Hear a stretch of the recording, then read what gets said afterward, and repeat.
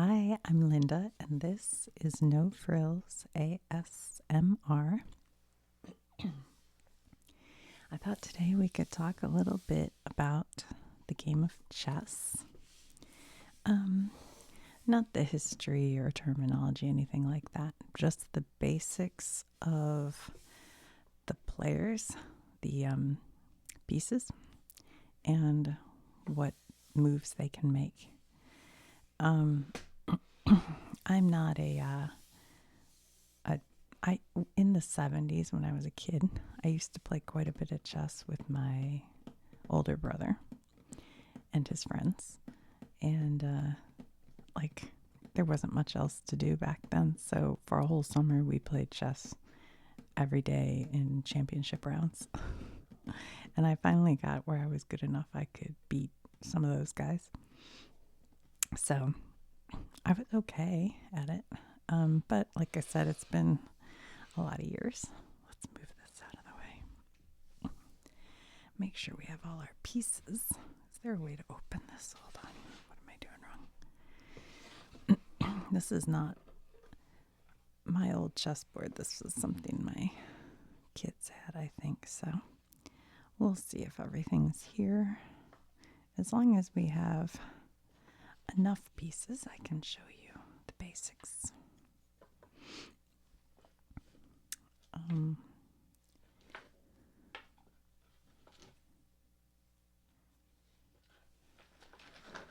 Let's move these ones out of here.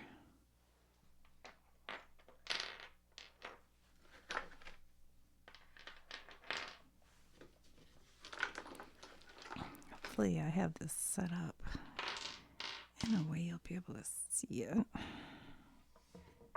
Okay.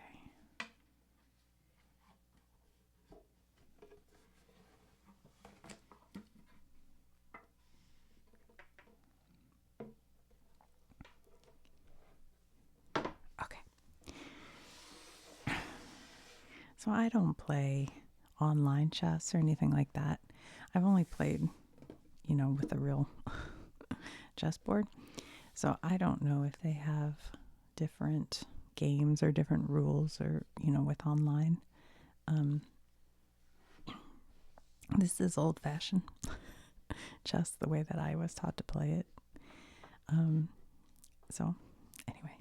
All right. So if you do, though, look in like even back in the 70s, we had books that had strategies in them. And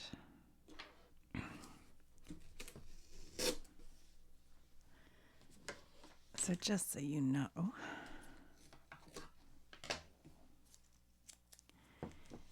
when you're looking at those books, they expect you to have a dark square.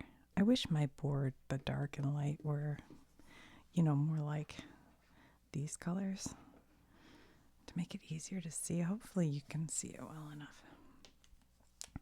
But, sorry, it's set out like a grid. So this would be A. This row's A. This row going up this way is row B, C, D, E, F, G, and H.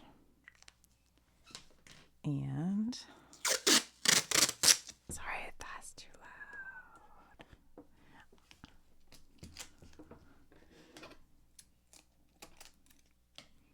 And then going this way, they're numbered. So 1, 2, 3, 4, 5, 6, 7, 8. So if you're ever looking at like a strategy or how-to book, they will say like move pawn C2 to C4. So then you'd go C, 1, 2, to C4. So that's what they're talking about when they say like, move from F3 to F6 or whatever. This is what they mean. So it goes A, B, C, D, E, F, G, going this direction, and 1, 2, 3, 4, 5, 6, 7, 8 going that direction. So that's just kind of the grid, but we'll take that off because it's not super cute.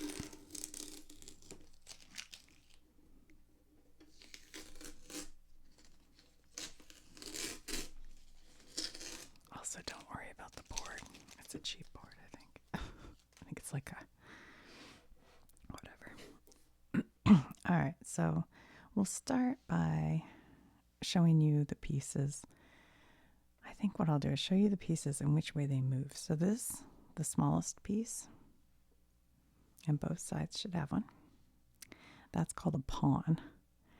And a pawn you have the most of, and they're your least valuable piece. And part of the reason for that is a pawn can move only in straight, it can't move, well, how am I going to explain this? Okay. Actually, let's go ahead and set the board up. Sorry, I'm switching. Let's set up our pawns. So the pawns go in the second row in row 2. On the board is all pawns.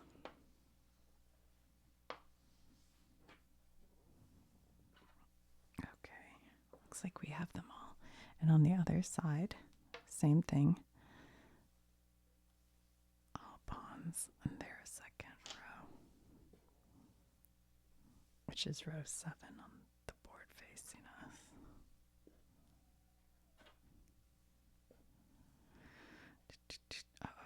Oh, here it is. We got it. Okay, and then on the outside corners is your next character piece. I can call them character. I kind of think of it like a play or something, I think. But it is called a rook. Now, growing up, I always called it a castle. But I knew it was a rook, I guess. I think you can call it castle. Look, it looks like a castle. But anyway, this is a rook. And they go on the outside corners. So they go here and here. Same on the other side. Here and there. And then the next up is this character who looks like a horse. He is a horse. But the name of him is a knight.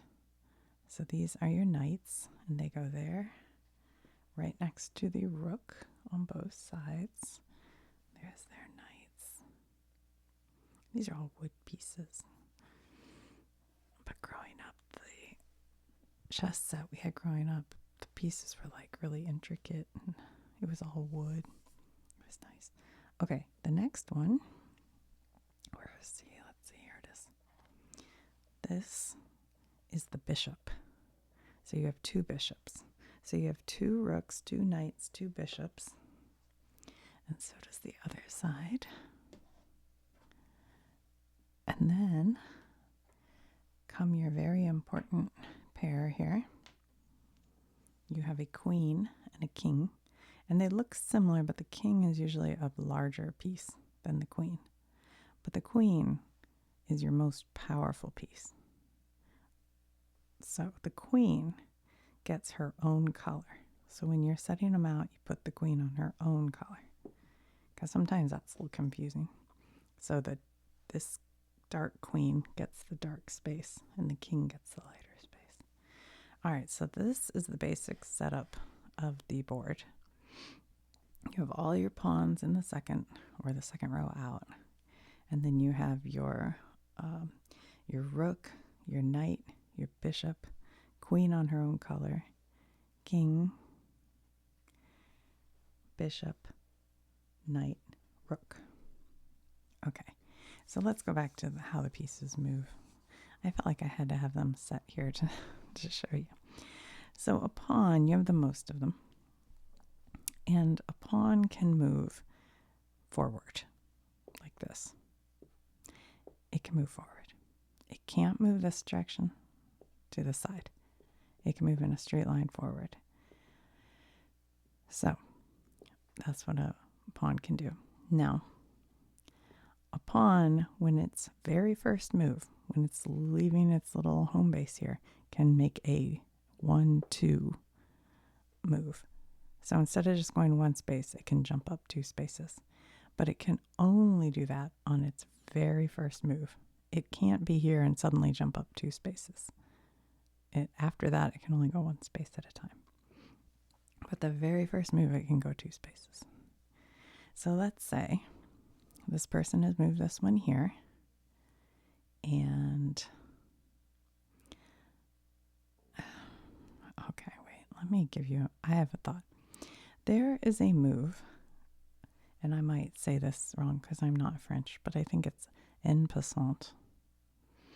And what that means is in passing. So let's say this guy has his pawn here. So it's beyond the halfway point, it's over here.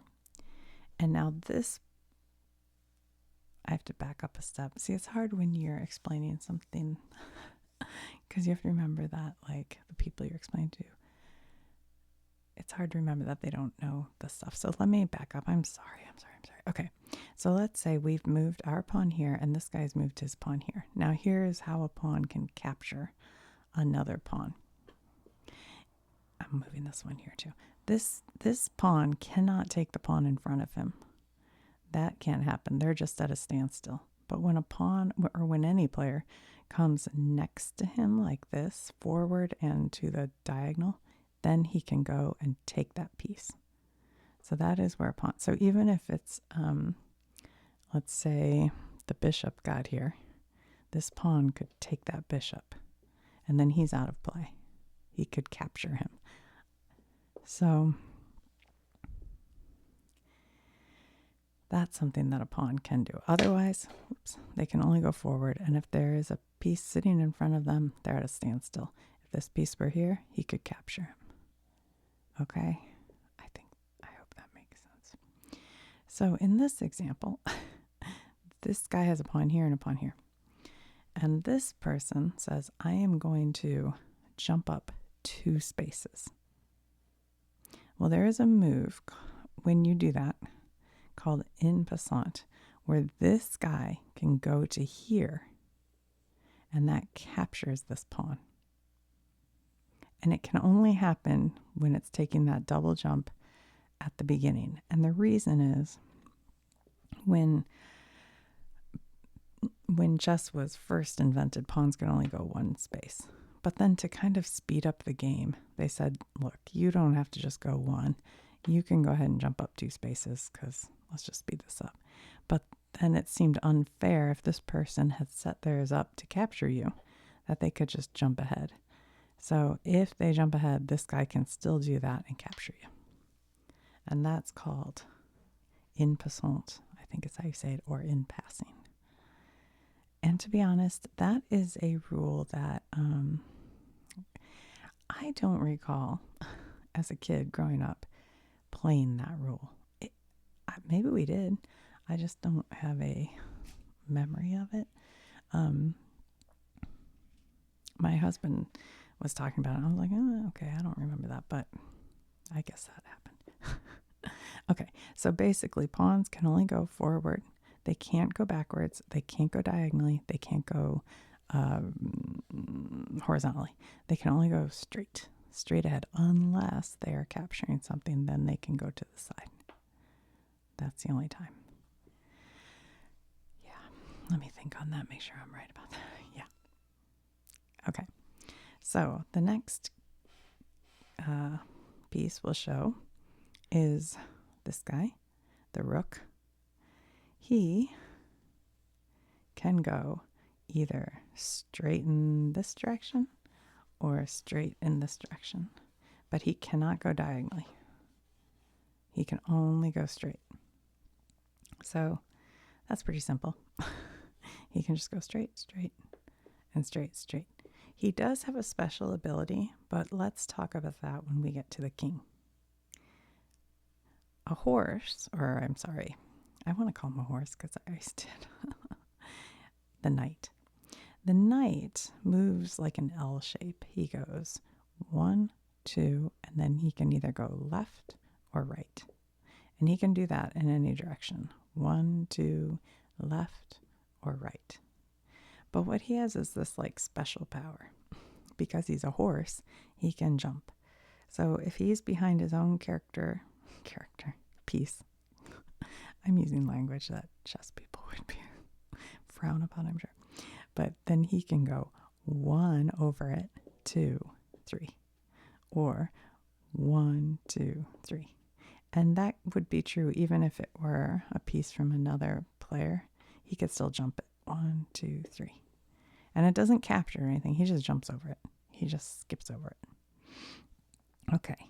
Now, if there's one of your own guys here, he can go 1, 2, but he can't go this way because he's there. So he can only go this way. But if there was the other team's, sorry, that's not the right word, player, the other player's pawn here, he could go 1, 2, and capture him. And not just pawn. I mean, if it were anything, if his queen's sitting here, he can go 1, 2, and capture her. So that's how he captures. And his like special thing is jumping over. But he always goes in an L shape. So 1, 2 left or 1, 2 right in any direction. But he can't go diagonally at all. You know, just 1, 2 left, 1, 2 right. Okay. Now there are 2 of those. 2 rooks, 2 knights, and they do the same. Straight on, 1, 2 left, 1, 2 right. Now the bishops, where's my bishop? My phone's in the way, I can't see. Okay. The bishops are on alternate colors. So the bishop's on a dark here and a light here. And they move diagonally. So this bishop can only move on dark colored spaces. So he can move diagonally on dark color spaces. And this bishop is on a light color, so he can only move diagonally on light color spaces. In any turn, and by the way, this is true of both of these, they can move as many spaces as they can. I mean, if there's a big opening like this bishop could go from this space all the way over to this space. It's not like they can only go one space at a time. And that is also true of the rook. If like these were all available, he could go all the way down to there in one move. The only ones that can only go one space at a time, besides the opening play, are the pawns. Well, that's not true. The pawns and the king. Yeah, the king. We'll get to the king. The king, you're not like generally playing with so much. You're more protecting the king. This all, I guess I should have explained the object of the game, but we'll finish what we're doing. Okay, so the bishops move diagonally on their own color. The queen can move diagonally and straight. So she's basically a combo rook and bishop. She can't jump over anybody. She doesn't have that ability. But she can like move straight onto the light color and then move diagonally, or in the dark color and then move diagonally. So she can do, and she can move as many spaces as she has, room to move. So she's a very important character. The king can move one space at a time in any direction. So he's not limited like a pawn to only going forward. He can go any direction, one space at a time. But he's not really so much an offensive player. He's the guy you're just trying to protect, because the goal of the game is to put the king in a situation where he will be captured on the next move and he cannot get out of it. And that is called checkmate. And that's when the game's over. So if you get a king, well, I'd have to redo this whole board. All right, let's say these guys have all been taken. Your king's here. We're just making a pretend board here.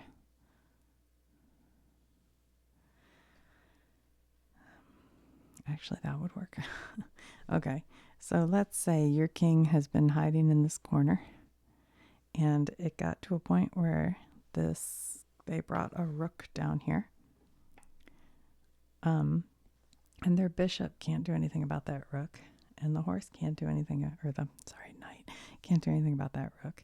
This pawn can't go backwards to capture him. So the rook says, check. And sometimes you'll say check, and then you have to check every single move. But this guy knows he's got him. So he looks at it, sets it there, takes his finger off, says, checkmate. And this king can't go anywhere. If he goes here, he's still in check. If he goes, he can't go here because the pawns are in the way. So he can't go here. None of his guys can do anything about it. So that would be a checkmate. I feel like maybe I'm not explaining things as clearly as I want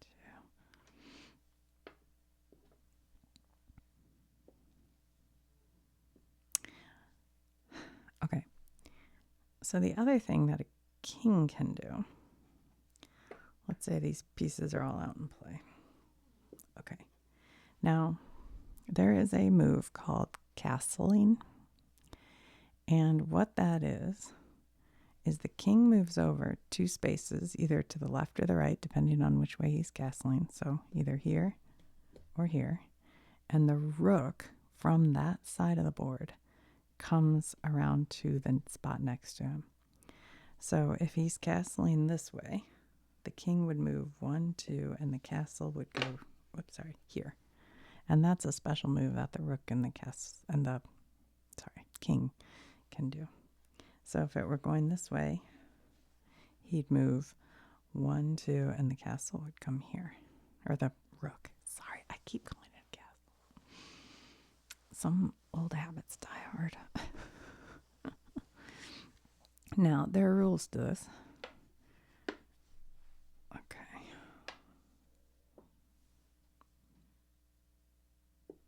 Let's say the queen has the king in check.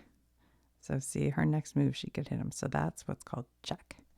So now the king cannot say, ooh, to get out of check, I'm going to run and castle. He's not allowed to do that. If he's in check, he cannot castle. Also, if the queen were here, he's not currently in check. But he cannot castle because he would have to cross through the line of check in order to get to castling position. So you can't cross through a line of check and you can't be in check. The other, and probably most important rule, not a most important, but an important rule of castling, is that neither of these pieces could have previously moved. So if this king has even just moved to here and back, he no longer can castle. If this guy's moved and come back to this spot, no castling. Now this one could have moved, and these two could still castle as long as neither one of them moved. But you can't have moved a piece and then castle. They have to be in their original locations without moving. Okay, what else? So, all right. Let me just write something down real quick. So different pieces have, like within the chess world, they literally have different number values. But even in your mind when you play the game, you kind of know that like your best piece is your king. Of course, you're protecting him, but your queen, because she can do a whole bunch of stuff. Your rook is a super strong piece. Your bishop is pretty strong. The knight, it's okay. And then the pawns are like, but they do have a special skill that I'll show you in a second. But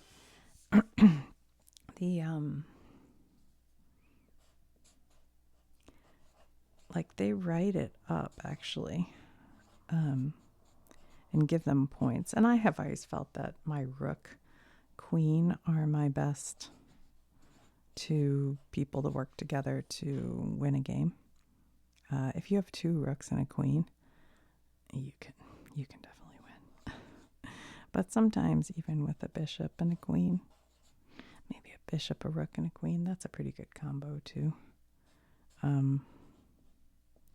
Even 2 rooks can take down a king.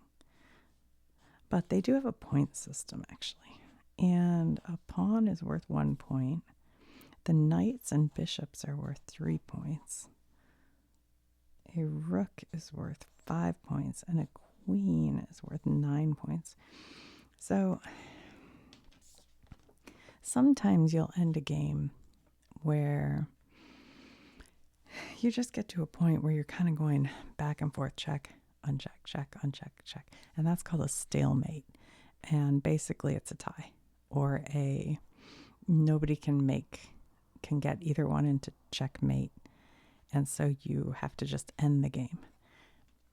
And if you're playing like at home, we just consider that like a tie, or a game that we can argue about who actually should have won if they'd only done.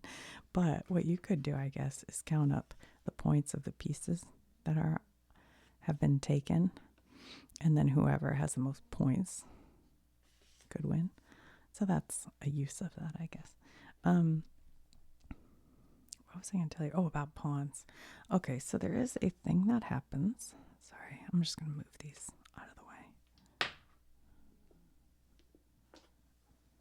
Okay, where a pawn can just keep heading up in this direction. I'm sorry, I'm keep bumping the camera. My apologies. Let me move it this way a little.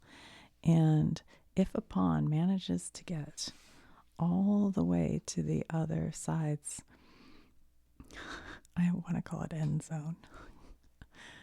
I've been thinking football too much. I don't know, to the other side, all the way to the other side. Then they can do what's called promotion. And with a promotion, they can choose any piece that they want to become, which is usually a queen. I mean, usually you're going to go queen me and you turn into a queen. But you could, I mean, if it were beneficial to you, be a knight. You know, you can be whatever you want, but generally a queen. And you can have up to 9 queens on the board, I believe. So like if this guy made it here and all of a sudden said, queen me, now he's become a queen, and he'll say, let me look at this for 1 second. Yeah, he'll say checkmate. And this guy will go, what? No, I can go here. Well, he can't, because this pawn can take him. So I believe that's checkmate, because this is a queen, so it gets him here. And if he moves here, he's still in check. This queen can't help. If he moves here, the pawn has him in check. Checkmate. Boy, that was a good example. I didn't even know I was setting that there for that reason. Okay. So yeah, so if a pawn, and this is only with pawns, nothing else. If a pawn makes it all the way to the other side of the board, then it can get promoted. So that's kind of neat, and it does happen sometimes. If you're like, somebody's concentrating on something else or something, they might not notice. Okay, so there's a move that there's a TV Netflix show called The Queen's Gambit. And when I was watching it last time, I looked up what is the Queen's Gambit. And I believe what it is, I'm pretty sure what it is. The queen's pawn moves from D2 up to D4. And then this happens a lot with chess, that you'll kind of mirror each other for a while. That happens a lot. So then this player takes this pawn and puts it up here. And now what you have is a situation where this player has to decide, do I take this pawn? Do I wait and possibly get taken? Do I move something else? So that's called the Queen's Gambit. You're basically giving up this pawn in order to open up other plays. And I think some players might do that. And what that now all of a sudden, this player has a little more control to move other pieces out and be able to do things. I don't know. I didn't look up the strategy behind Queen's Gambit. But it's I think kind of a common move a lot of times to pull that one out. They pull that one out. You might pull that one out. They might pull that one out. You might throw your horse here. They might pull out a bishop to try to stress you out. No, they won't do that. Hold on. Yeah, okay, they'll pull their horse here. And then this guy goes, shoot, I pulled the wrong horse. Because now he has choices to make.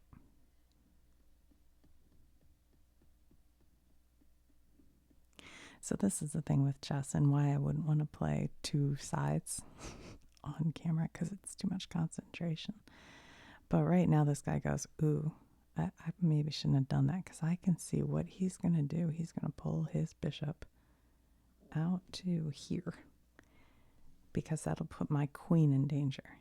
And he knows I won't want to take my queen out there, because then he'll take my queen.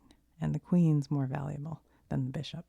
So he'd be willing to give up his bishop to take my queen. So then you have to go, I think I'll move this one here. Because then if he decides to do that, all right, I'm willing to lose a pawn. You know what I mean? It's an interesting game. You do have to be thinking many moves ahead often. So it takes some brain power. And, you know, like the last time my son and I played, we were playing kind of fast. And I called it chaos just because we were just like trying to go as quickly as possible and run through it. And I won, guys. But yeah, it wasn't well thought out, but it was kind of fun that way. So I guess, I don't know if there's a thing called, you know, speed, like give yourself only 15 seconds or something. Because when we used to play when I was a kid, my brother, oh my, he would concentrate for like a half an hour. Like I'd go have a snack and come back. Oh, I know something I didn't say, I think. Maybe I did, but I don't think so. If you move your piece, like let's say, I should have left it how it was a minute ago, but let's say there's all this stuff going on, okay? And I'm debating, do I want to move this here? And I want to like hold it there and think, what will happen if I do that? You're allowed to do that. It might give away a little of your strategy, but you're allowed to sit there and think on it. And if you suddenly go, oh, that's like, I don't know, let's say his horse is here. Like, let's say I move it there thinking, oh, that's going to be a good move. But then all of a sudden I realize, oh no, he's going to take me with his horse. As long as my finger is still on the piece, I can go back and go, okay, I'm not doing that. But if you put that there and then take your hand off to think about it, that's it. Your turn's done. Once you take your finger off it, your turn's over. And then this guy goes, you're stupid. That's how my brother and I play anyway. Okay. Yeah, so keep your finger on the piece. What am I forgetting? Let me think. We did gasoline. We did checkmate. Stalemate. I can't think of anything else. All right. I think that's the very basics of chess. Now, strategy is a whole different thing. I mean, there are all these moves that people do. And sometimes if you play with the same person enough, the first 10 moves are always going to be the same, you know. But that's why it's kind of fun to just mix it up sometimes.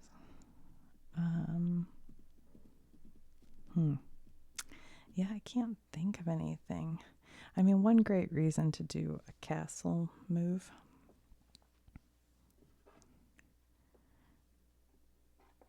is like, all right, sometimes you've gotten to a point, I don't know, let's just take all the other characters off, and you, in order to have a little more power, you actually want these two rooks to kind of be working together. because together they can do quite a bit and they can protect each other.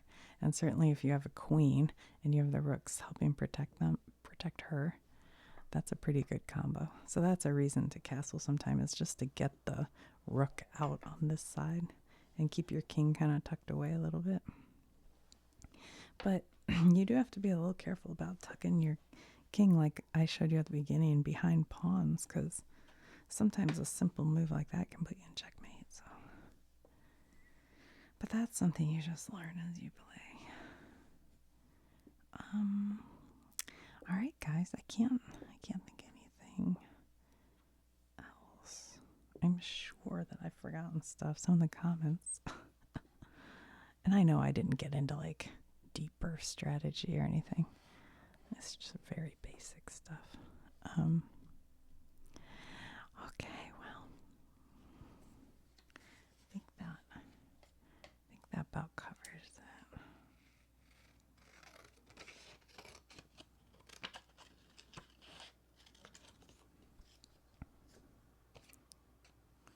I'm like sitting here thinking if there's anything else.